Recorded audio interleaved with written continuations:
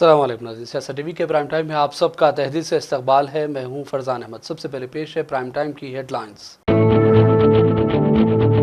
साबिक रियासती वजीर KTR स्कैम्स के इल्ज़ाम लगाने में मसरूफ, कर्नाटक कांग्रेस हुकूमत पर भी इल्ज़ाम तराशी। BRS दौर में सबसे ज़्यादा बदअनवानियाँ हुई, कांग्रेस के सीनियर लीडर हनुमंतराव का इल्ज़ाम। तेलंगाना में डेंगू और वायरल बुखार के बढ़ते केसेस को देखते हुए हेल्थ इमरजेंसी नाफिज की जाए, साबिक रियासती वज़रा KTR और हरीश राव का रियासती हुकूमत से मुतालबा। मोदी हुकूमत का वफ़द तरमीमी बिल खतरनाक, भरपूर अंदाज में मुखालिफत की जाएगी। तेलंगाना वक्फ बोर्ड का इजलास, रुकन पार्लिमान असद ओवैसी के अलावा चेयरमैन अजमतुल्लाह हुसैनी, रुकन मलिक मुतसिम खान और दीगर ने की शिरकत। 100 पार्टियां हमारे मंशूर की कर रही हैं नकल, अवाम नेशनल कॉन्फ्रेंस और इंडिया इत्तेहाद का साथ दे, नेशनल कॉन्फ्रेंस के लीडर उमर अब्दुल्ला ने किया दावा। और काबिज इसराइली हुकूमत के साथ बिलवास्ता मुज़ाकरात का आगाज़ मुस्तकिल जंगबंदी के मौजू से हुआ। नेतन्याहू जंगबंदी नहीं चाहते, इस्लामी तहरीक मुजाहिदत हमास के सरबराह उसामा हमदान का बयान। हेडलाइंस आपने देखी और पेश खबरों की तफसीलात शुरुआत करेंगे तेलंगाना और हैदराबाद की खबरों से।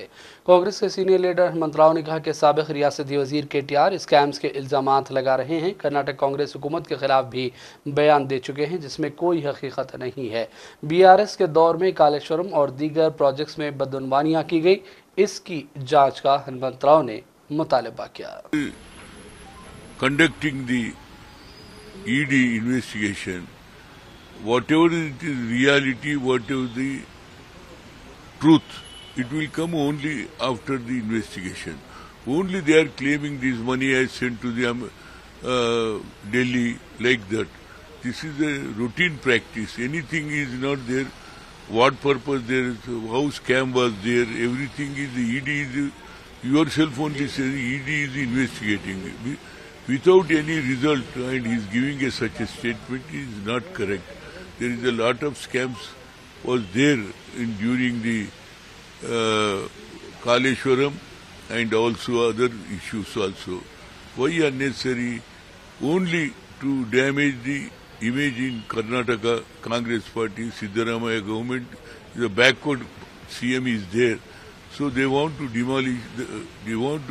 demoralize that government, and also workers should be also feeling unnecessary. They are creating a problem. साबिक रियासती वज़ीर सेहत और BRS leader T Harish Rao ने रियासत में डेंगू और वायरल बुखार के बढ़ते केसेस को देखते हुए हेल्थ इमरजेंसी नाफिज करने का मुतालबा किया।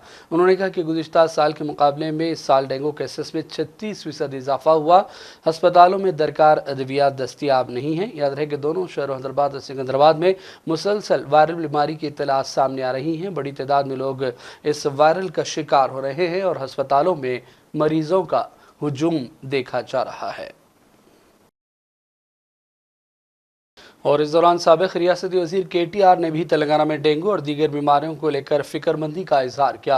उन्होंने सोशल मीडिया प्लेटफॉर्म X पर अखबार की खबरों का हवाला देते हुए लिखा कि हुकूमत कह रही है कि लोग बीमारी से नहीं मर रहे हैं, जबकि सिर्फ कामारेड्डी में 5 लोगों की मौत की इत्तला खबरों में आई। KTR ने चीफ सेक्रेटरी शांति कुमार से मुतालबा किया कि वो हेल्थ इमरजेंसी का ऐलान कर दें। उन्होंने इल्ज़ाम लगाया कि तेलंगाना हुकूमत सही डाटा फराहम नहीं कर रही है और अस्पतालों में मरीजों को मुसलसल मुश्किलात का सामना करना पड़ रहा है। रियासती वज़ीर माल P श्रीनिवास रेड्डी ने खबरदार किया कि गरीबों की ज़मीनात बड़े ज़मींदारों के हक़ में रजिस्टर्ड करने वाले अहदेदारों के ख़िलाफ़ सख्त कार्रवाई की जाएगी। स्टैम्प और रजिस्ट्रेशन महकमे के अहदेदारों से खिताब करते हुए वज़ीर माल ने मुलाजिमीन से कहा कि वो इंद्रमा राज्यम को एक हकीकत बनाने के लिए पूरी दियानतदारी के साथ काम अंजाम दें। नेशनल स्पोर्ट्स डे के हवाले से मुनक़दा एक प्रोग्राम से खिताब के दौरान रियासती वज़ीर पूनम बाकर ने कहा कि तालाबों और आबी ज़खायर के तहफ़्फ़ुज़ के लिए इन्हदामी कार्रवाइयाँ की जा रही हैं। उनका इशारा हैड्रा की कार्रवाइयों की जानिब था। इस तकरीब में रियासती असम्बली के स्पीकर G प्रसाद कुमार के अलावा दीगर कई शख्सियात ने भी शिरकत की। स्पोर्ट्स अथॉरिटी ఆధ్వర్యంలో 29 నాడు జరగనున్నటువంటి స్పోర్ట్స్ డేకు ముందుగా పోస్టర్ ఆవిష్కరణ, లోగో ఆవిష్కరణతో పాటుగా ఈ యొక్క ధ్యాన్ చంద్ యొక్క జన్మదినం ఆ రోజు. ఆ సందర్భంగా తెలంగాణ వ్యాప్తంగా కూడా క్రీడల్ని ప్రోత్సహించాలని గౌరవ ముఖ్యమంత్రి గారు ఇటీవల కొరియా దేశానికి వెళ్ళినప్పుడు అక్కడ ఉన్నటువంటి క్రీడా సంస్థలు క్రీడాకారులతో కలిసిన తర్వాత తెలంగాణలో కూడా త్వరలో ఒక స్పోర్ట్స్ యూనివర్సిటీ ఏర్పాటు చేస్తామనేటువంటి మాట ప్రకటించిన సందర్భంగా గ్రామీణ ప్రాంతాల నుంచి మరొక్కసారి తెలంగాణ ప్రజా పాలనలో క్రీడాకారులను క్రీడా నైపుణ్యాన్ని బయటికి తీసుకొచ్చేటువంటి విధంగా ప్రభుత్వం సంకల్పం తీసుకుంది. అందులో భాగంగానే ఈరోజు ఈ కార్యక్రమంలో పోస్టర్ ఆవిష్కరణ, అదేవిధంగా ఈ కార్యక్రమాలు లాంఛనంగా ప్రారంభించడానికి గౌరవ రాష్ట్ర శాసనసభ స్పీకర్ గారు గౌరవనీయులు శ్రీ గడ్డం ప్రసాద్ గారు, స్పోర్ట్స్ అథారిటీ చైర్మన్ గారు, ప్రిన్సిపల్ సెక్రటరీ గారు, ఎండీ గారు, అడ్వైజర్ జితేందర్ రెడ్డి గారు, ఇక్కడ స్థానిక స్పోర్ట్స్ అథారిటీకి సంబంధించినటువంటి వాళ్ళందరం కూడా ఇక్కడ ఈరోజు రోహిన్ రెడ్డి గారు, మిగతా అధికారులందరూ కూడా ఒకటే ఆకాంక్ష, రాష్ట్రము భవిష్యత్తులో క్రీడా రంగంలో నెంబర్ 1 ఉండాలి. క్రీడా రంగాన్ని అన్ని రకాలుగా పాఠశాల విద్యార్థుల నుంచి ప్రోత్సహించాలనే సంకల్పంతో ఒక ముందుకు పోయే ప్రయత్నంలో భాగంగా ఈ క్రీడా దినోత్సవాన్ని కూడా ఘనంగా జరపడంతో పాటుగా రాష్ట్రంలో ఉన్నటువంటి ప్రభుత్వ అధికారులు కావచ్చు, మంత్రులు కావచ్చు, శాసనసభ్యులు అందరూ కూడా ఈ కార్యక్రమంలో పాల్పంచుకోవాలని 29 నాడు గౌరవ ముఖ్యమంత్రి గారు గచ్చిబౌలి స్టేడియంలో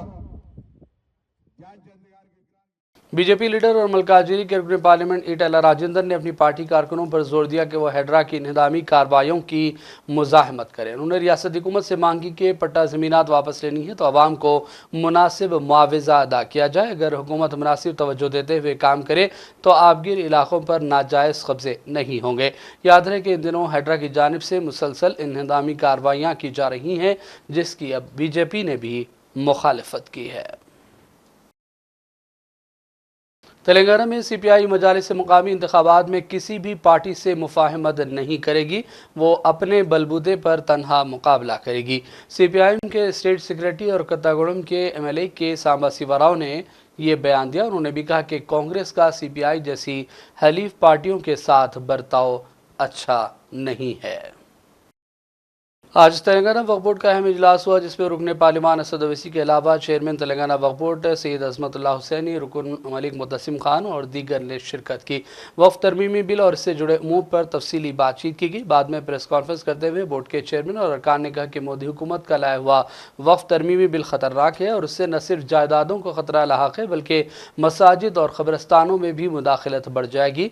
बोर्ड के चेयरमैन और अरकान की नामजदगी समेत इख्तियारात मोदी हुकूमत अपने हाथों में लेना चाहती है। इस बिल की मुश्तरका मुखालिफत करने का दो टोक फैसला इजलास में किया गया और प्रेस कॉन्फ्रेंस में इस हवाले से तफसीलात भी बताई गई। आप इम्पोर्टेंट जो 4-5 पहलू है जिसमें ये लोग, एक तो वक्फ बोर्ड का जो डेमोक्रेटिक प्रोसेस है इसको ख़त्म करना चाहते हैं। वक्फ बोर्ड को ये अपॉइंटिंग सिस्टम लाना चाहते हैं। 5 साल के लिए जो हुकूमत आएगी वो इसको अपॉइंट करेगा और उनकी कोई अकाउंटेबिलिटी नहीं रहेगी। अगर कितने भी उनके ऊपर इल्ज़ाम आता है तो उनके लिए कोई आपको नो कॉन्फिडेंस मोशन नहीं रहेगा। वो 5 साल अपना टेन्योर कंप्लीट करेगी। और उसके साथ साथ जो वक्फ बोर्ड में जो दूसरे रिलीजियस के जो बोर्ड्स में कोई प्रोविज़न नहीं है, लेकिन वक्फ बोर्ड में वो ये थोपना चाहते हैं कि इसमें नॉन मुस्लिम्स को भी इसमें बोर्ड में मेंबर का प्रोविज़न और इसमें चेयरमैन का प्रोविज़न, उसके साथ साथ इसमें सीईओ का भी प्रोविज़न लाने की वो लोग कोशिश कर रहे हैं, जिसके लिए हम बिल्कुल कंडेम करते हैं। उसके साथ साथ जो ऑलरेडी वक्फ के जितने सर्वेस जो वक्फ बोर्ड के जो लैंड होती है उसको सर्वे करके जो वक्फ बोर्ड में हम इसको रजिस्टर्ड करते हैं, सर्वे कमीशन के पावर्स को ख़त्म कर ये बिल के ज़रिए कलेक्टर्स को पावर्स देना चाहते हैं। ये बिल के ज़रिए हम इसको भी कंडेम करते हैं, क्योंकि रीसर्वे के नाम पर अगर कोई भी वक्फ की प्रॉपर्टी, अगर कलेक्टर उसको अगर ये वक्फ की प्रॉपर्टी नहीं है या ऑब्जेक्शन रेज करता है तो उसके बाद फिर आपका उसके ऊपर से राइट्स ख़त्म हो जाएगा या फिर आपको वक्फ को ट्रिब्यूनल जाना पड़ेगा। लेकिन पहले क्योंकि सर्वे कमीशन खुद वक्फ बोर्ड नहीं, हुकूमत, रियासती हुकूमत उसको अपॉइंट करती है, तो उसको भी वो ख़त्म कर वो कलेक्टर्स को पावर्स देना चाहते हैं। उसके साथ साथ अगर कलेक्टर उसको अगर अपहोल्ड करता है, उसको कलेक्टर उसको अगर ये वक्फ की प्रॉपर्टी नहीं है बोल के अगर उसको अगर कुछ डाउट आके उसको रोकता है तो आपको ट्रिब्यूनल को जाना है। ट्रिब्यूनल को जाने के बाद उसके बाद ट्रिब्यूनल में भी जो लोग ट्रिब्यूनल का जो पैनल होता है उसको हुकूमत तेलंगाना हुकूमत या जो भी रियासती हुकूमत करती है उसको भी आप उसमें अभी ये बताया गया कि उसके मेंबर्स भी अब इलेक्टेड भी हैं, नॉमिनेटेड भी हैं, और अगर चेयरमैन की कारकर्दगी अच्छी ना हो तो उसको हटाया जा सकता है। लेकिन अब नए बिल में सब लोग नॉमिनेटेड हैं, मेंबर्स भी नॉमिनेटेड है, चेयरमैन भी नॉमिनेटेड है, और अगर चेयरमैन गलत काम करे तो उसको हटाने का कोई यानी सहूलत उसमें मौजूद नहीं है। ये जो वक्फ बाय यूज़र जिसका जिक्र किया गया, अब हमारे पास 400 साल से 300 साल से 500 साल से कब्रिस्तान है। अब उसका कोई एविडेंस, उसका कोई पेपर, यानी अब आपकी नस्ल कहाँ से लाएगी? सारी दुनिया जानती है कि ये मस्जिद है 500 साल से। अब अगर नई वक्फ बाय यूज़र को ख़त्म कर दिया जाए तो हर चीज़ के लिए, पुरानी चीज़ों के लिए भी एविडेंस लाना पड़ेगा। अगर वो एविडेंस ना लाए तो वहाँ कलेक्टर उसको वक्फ की लिस्ट से खारिज कर सकता है। तो ये जो हमारी तमाम क़दीम जायदादें हैं वो जायदादों से मुसलमान को हाथ धोना पड़ेगा। तो इसको सिर्फ ये वक्फ बोर्ड का या वक्फ मेंबर्स का एक मसला नहीं है, एक पूरी मुस्लिम कम्युनिटी का मसला है। और ये जब मस्जिदों के अंदर, मदारिस के अंदर और क़ब्रस्तान के अंदर इमाम बाड़े और खानखा वहाँ पर ये वहाँ आएंगे तो पूरा मामला दीन में मदाखिलत की हद तक होगा। तो ये बिल हर सूरत में कानून के ख़िलाफ़ भी है, जैसे दस्तूर के ख़िलाफ़। जैसे कि रहने वाली प्रॉपर्टी को बेच भी सकते हैं, कंस्ट्रक्शन भी कर ले सकते हैं, सब कर सकते, मगर वक्फ नहीं कर सकते। ये चीज़ें ऐसा दिख रहा, पूरा नेगेटिविटी इनडायरेक्टली ये चीज़ है ये कि टोटली नेगेटिवेट करके। तो दूसरी बात जो हमारे चेयरमैन साहब भी बोले, लिमिटेशन एक्ट बहुत सारी चीज़ों में, जैसा एंडोमेंट में लिमिटेशन नहीं है, लैंड ग्रैबिंग प्रोहिबिशन एक्ट में लिमिटेशन नहीं है, क्योंकि जो लोग कब्ज़ा कर लिए हैं उन लोगों को जब वक्फ बोर्ड के नॉलेज में आता है ये प्रॉपर्टी वक्फ की है, कभी भी जाके रिकवर कर सकते हैं। अभी वो पावर निकाल दे के लिमिटेशन का एक्ट ला लेके ये इतने अंदर ही आप करना है, नहीं तो दूसरा आदमी जो कब्ज़ा करा मालिक हो रहा। ये चीज़ों की ज़रूरत क्या थी? जब ये स्ट्रेंथन कर रहे हैं वक्फ एक्ट को, ये कमज़ोर कर रहे हैं। लिहाजा इसलिए आज यूनानिमसली पूरा हिंदुस्तान का हर मुसलमान भी इसको नेगेटिवेट कर रहा और कंडेम कर रहा। लिहाजा फ़िरक़ा परस्त और मरकज़ी हुकूमत ने जो नैरेटिव पेश करता है वो नैरेटिव बिल्कुल ही टोटली गलत है। पहले एक सोशल मीडिया हो या जो भी मीडिया के ज़रिए एक चीज़ वेग तौर पर फैला दी जाती है कि ये प्रॉपर्टीज़ इवैक्यूअ प्रॉपर्टी है, पाकिस्तान गैस वालों की प्रॉपर्टी है। चेयरमैन साहब ने वाजे कर दिया कि ये प्रॉपर्टीज़ डोनेट किए हुए। देखिए, इवैक्यूअ प्रॉपर्टी के लिए एक बॉम्बे में ऑथराइज ऑफिसर होता था, वो ऑक्शन करता था, काफ़ी लोग कॉरपोरेट कंपनीज वगैरह ख़रीदे। उसके बाद जो प्रॉपर्टी लेफ़्ट ओवर थी वो chief commissioner of land administration CCLA के हवाले की गई। वक्फ बोर्ड की प्रॉपर्टीज़ का पहले तो कोई ताल्लुक़ गवर्नमेंट के जायदादों से नहीं है। ये हर इंडिविजुअल एक कॉज के लिए, चैरिटी, रिलीजियस और वेलफेयर के लिए, इवन इसमें अलाल औलाद भी जो होता है वो चाहता है कि अपनी औलाद के लिए ये प्रॉपर्टी तयख़ुन रहे। Waqf is always waqf. Waqf can be the only solution to remain the property as वक्फ।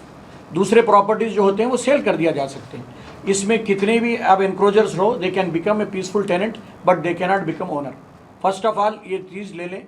अगर किसी भी पहलू से कोई भी कारपोरेट MLC आमिर अली खान ने यकीन दिलाया कि वो अवामी मसाइल के हल के सिलसिले में तमाम मुमकिन कोशिशें करेंगे। उन्होंने अवामी प्रोग्राम से खिताब के दौरान कहा कि वो अपने मसाइल और ज़रूरतों के हवाले से तफसीलात उन्हें तहरीरी शक्ल में फ़राहम करें और वो मुमकिन हद तक इस सब की मदद के लिए तैयार रहेंगे। वो रसूलपुरा गन बाज़ार कम्युनिटी हॉल में एक अवामी प्रोग्राम से खिताब कर रहे थे। आप 10-10 लोगों का ग्रुप बना लीजिए। कोई एक अभी जैसा बोले कि किसी को पकाने आता, कोई उन्होंने मेहनत करके पका ले सकते, कोई सौदा ला सकते, पकाए बाद उसकी पैकिंग करके बेचने का इंतजाम के, गल्ले पे बैठने का इंतजाम कोई एक और कर सकते। तो ऐसा एक कारोबार से 4 लोगों की मदद हो सकती। तो मैं यही चाह रहा हूँ कि आपकी लिस्ट मिलना, आप लोगों को देखे तो मालूम हो रहा कि बहुत सारे लोग हैं जो इंटरमीडिएट करे हुए हैं, ग्रेजुएशन करे हुए हैं, पोस्ट ग्रेजुएशन भी कर रहे होंगे, अब जैसा आप भी खाला आके बोले कि कंप्यूटर इंस्टीट्यूट लगा दो यहाँ पे, एक कंप्यूटर इंस्टीट्यूट चलिए मैं यहाँ लगा देता हूँ, टेलरिंग सेंटर है, टेलरिंग सेंटर में लगा दूंगा। आप उसके बाद आप लोगों की जिम्मेदारी है कि आप क्या सीखे। कपड़ा दिलाने की भी बात है तो एक बार कपड़ा मैं दिला दे सकता हूँ, लेकिन आप उसको उसमें सीख के उसको कारोबार के तौर पे चलाइए। ऐसा चलाइए कि बिल्कुल कोऑपरेटिव बेसिस के ऊपर एक कोई सेंटर की जिम्मेदारी एक बनेगा, एक प्रिंसिपल बन जाएगा, एक टीचर बन जाएंगे, उसके नीचे स्टूडेंट्स रहना।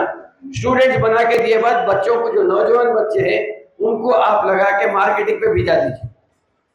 कारोबार तो बहुत सारे हैं, आप लोग अगर मेहनत करने तैयार है बोले तो हम इसके लिए आगे बढ़ के जैसा मदद हो सकती। देखिए यहाँ पे आपके ये जो टीम है, यहाँ पे आपके महल्ले के लोग हैं, आप लोग इनको पहचानते, इनके जरिए से ही हो सकता है कि कुछ कारोबार कर सकते हैं।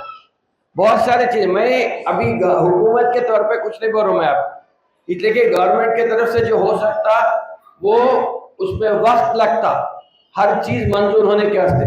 मैं अपने तौर पे क्या कर सकता हूँ इसकी बात कर।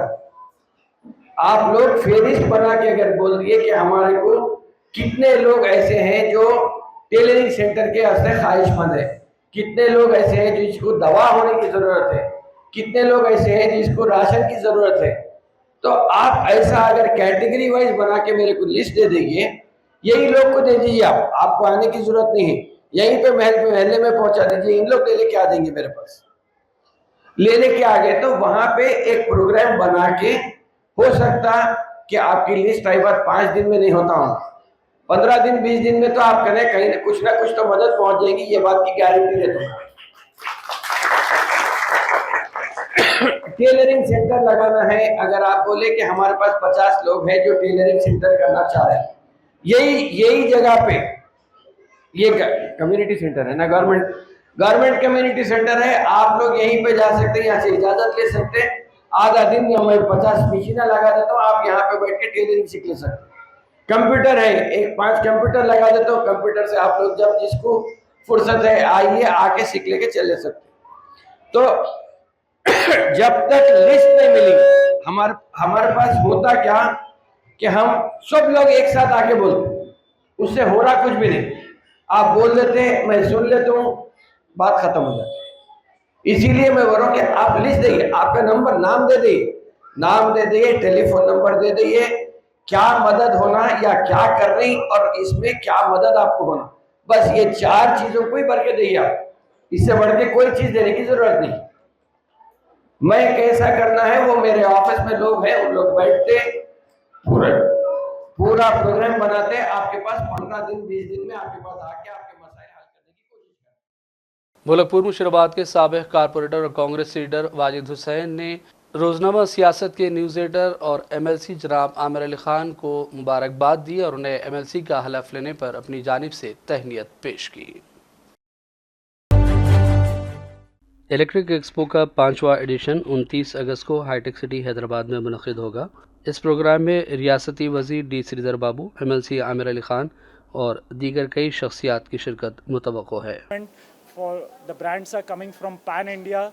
We have almost 180 exhibitors who are participating, and we are expecting a footfall of 15 to 20,000 people in a span of 3 days event, 29, 30 and 31st August. This Thursday, Friday and Saturday. The brands, their brand owners, they are particularly coming because they are very much interested in Hyderabad and Telangana market. They are planning to set up their new plants, looking for future investments to do in Telangana, and we request all of you to come on board and promote. Apart from the brands sponsors, we have 23 sponsors. First time in the history of SETA, we have so much sponsors who are willing, and after having a house full, we are still getting calls, and entire committee is getting calls. We want more stalls, but unfortunately this time we are sold out for the event. And I thanks once again our young and dynamic Expo working committee, a 21-member committee we have, starting with our Expo chairman, the president, secretary, treasurer, vice chairman, past president. Thanks all of you. We have past presidents of SETA who has been guiding us to with their experience, how to take this event to the next level. And look, the chief guest for this event is our IT, Commerce and Industry Minister, D. Sridhar Babu, who is going to inaugurate this event. Along with that, we are also we are thanking our MLC, Congress MLC, Mr. Amir Ali Khan sir, who will be joining us for the inauguration. Apart from that, we also have few industry heads who are joining it for that on that particular day. The CREDAI President Mr. Raj Shekhar Reddy is joining. CII President Mr. Shekhar Reddy sir is joining. GITO Chairman Mr. Sushilji Sancheti. Most of the industries and other associations of the Hyderabad and Telangana industry body are joining us. They are with us and they have associated with us. मस्जिद Hasan Balanagar Bangalore highway के तहत कायम MN research and educational foundation की जानिब से press conference की गई। Director foundation Mohammad Zahiruddin और मौलाना खाली नसीरुद्दीन और दीगर ने इससे खिताब किया और मुसाबिक़े अज़ां के हवाले से तफसीलात बताई गई। 13 सितंबर को अज़ां का पहला जुनूबी हिंद मुसाबिक़ा मुनक़िद करने का इस मौके पर ऐलान किया गया। ये साउथ इंडिया का जो अज़ां का मुकाबला है, MN research and educational foundation की जानिब से जो मोहम्मद नज़ीरुद्दीन साहब ने इसको क़ायम किया था और उनके फ़र्जंदान यहाँ मौजूद हैं, मोहम्मद जो इसके डायरेक्टर्स हैं और इस मुसाबिक़े के कन्वीनर्स भी हैं। और इसकी गर्ज़ व गायत ये है कि मुआशरे में मौज़िनीन का मकाम और अज़ानों को खूबसूरत बनाया जाए और मसाजिद के बुलंद मीनारों से खूबसूरत अज़ानें गूंजें। इस सिलसिले में एक बहुत मुशावरत के बाद ये बात तय पाई कि एक अज़ान का मुसाबका रखा जाए और जिसमें 2 ग्रुप रखे जाएं, जूनियर और सीनियर ग्रुप। और फिर जब इनाम की बात आई तो जनाब ज़हीरुद्दीन साहब और जनाब मोहम्मद खलील सलाहुद्दीन ने कहा कि बेहतर से बेहतर जो इनाम हम रख सकते हैं तो 50,000 रुपये का पहला इनाम रहेगा, हज़रत बिलाल हबशी रज़ी अल्लाह अन्हु गोल्ड मेडल के साथ और एक खूबसूरत सनद के साथ। सीनियर ग्रुप में, जूनियर ग्रुप में जो दूसरे मौज़िन रसूल थे हज़रत अब्दुल्ला इब्ने उम्मे मक्तूम रज़ी अल्लाह अन्हु, उनके नाम से दूसरा गोल्ड मेडल है, वो भी 50,000 रुपये पर मुश्तमिल है और एक खूबसूरत सनद के साथ और उस गोल्ड मेडल के साथ। उसके बाद दूसरा जो पोजीशन रहेगा, दूसरी पोजीशन पे आने वाले मौज़िनीन किराम को 25,000 रुपये दिए जाएंगे और तीसरे पोजीशन पे आने वालों को 15,000 रुपये दिए जाएंगे। उसके अलावा 10 कंसोलेशन प्राइजेस रखे गए हैं हर ग्रुप में। जूनियर और सीनियर ग्रुप में 10 कंसोलेशन प्राइज़ हैं, तरगीबी इनाम फ़ीकस 5,000 रुपये। और जो मुंतखबा 25 मौज़िनीन में से बाकी के जो बचे हुए मौज़िनीन रहेंगे उनको उनके इकराम के लिए 2,000 रुपये। तेलुगु अवाम ने वज़ीर-ए-आज़म मोदी की जानिब से मन की बात प्रोग्राम में तेलुगु ज़बान के तस्करे का खैर मक़दम किया है और इस पर अपनी खुशी ज़ाहिर की। वज़ीर-ए-आज़म ने तेलुगु ज़बान के फ़रोग़ की अहमियत को उजागर किया और तेलुगु ज़बान की मिठास और अज़मत की तारीफ़ की थी। वज़ीर-ए-आज़म मोदी ने कहा कि दोस्तों, ये महीना तेलुगु भाषा दिवस का है। उन्होंने इस मौके पर सारी दुनिया में मौजूद तेलुगु बोलने वाले अवाम के लिए अपनी जानिब से नेक तमन्नाओं का भी इजहार किया। शेखपेट हैदराबाद में कायम करदा फिल्म सिटी हॉस्पिटल के तोसी ब्लॉक का इफ्तिताह अमल में लाया गया। ख़वातीन और बच्चों के लिए मखसूस इस हॉस्पिटल में मुतादिद अमराज के इलाज के लिए भरपूर सहूलतें फराहम की गई हैं। Retired IPS M Aruna Bahuguna, Mohammad Asif Hussain के अलावा दीगर कई अहम शख्सियात ने इस प्रोग्राम में शिरकत की। हॉस्पिटल एक tertiary level women and child care hospital है। वुमेन में स्पेशली हमारे पास हाई रिस्क ऑब्स्टेटिक्स की पूरी सहूलत है। स्पेशली जो मदर्स को प्रेगनेंसी के टाइम पे कॉम्प्लिकेशंस रहते हैं, हाइपरटेंशन, डायबिटीज़ और अलग अलग किस्म के जो भी कॉम्प्लिकेशंस रहते हैं, सारे कॉम्प्लिकेशंस की treatment multi disciplinary approach, obstetricians, general medicine doctors, anaesthesia और इंटेंसिव केयर स्पेशलिस्ट, ये सारे सहूलतें हमारे पास मौजूद हैं। इसके साथ जो एक चीज़ हमारे पास ख़ास है वो है पेनलेस डिलीवरी के लिए एंटोनॉक्स गैस, जो एक गैस फॉर्म में पेन रिलीफ की मेडिसिन होती है जो लेबर के टाइम पे ख़वातीन को काफ़ी इसमें आराम मिलता है। इसके साथ ही हमारे पास एक कॉम्प्रिहेंसिव पीडियाट्रिक डिपार्टमेंट है जिसमें हम पीडियाट्रिक इंटेंसिव केयर और न्यूबॉर्न इंटेंसिव केयर मुकम्मल तरह से जो है सो हम हमारे पास जो बेबीज डिलीवर होते उनकी भी पूरी केयर, अगर वेंटिलेशन सपोर्ट की ज़रूरत है, CPAP सपोर्ट की ज़रूरत है, और ये सारे सर्विसेज हमारे पास round the clock 24/7 365 days available रहती हैं। और फेम सिटी इसलिए एक बहुत ख़ास जगह है क्योंकि यहाँ पे जो है सो वुमेन हेल्थ केयर के साथ पीडियाट्रिक हेल्थ केयर की कंप्लीट सहूलत रहने से जब ख़वातीन डिलीवर करते हैं, डिलीवरी के बाद बेबीज़ का जो फर्स्ट गोल्डन आवर रहता है, पहला घंटा बेबीज़ की लाइफ का बहुत इम्पोर्टेंट रहता।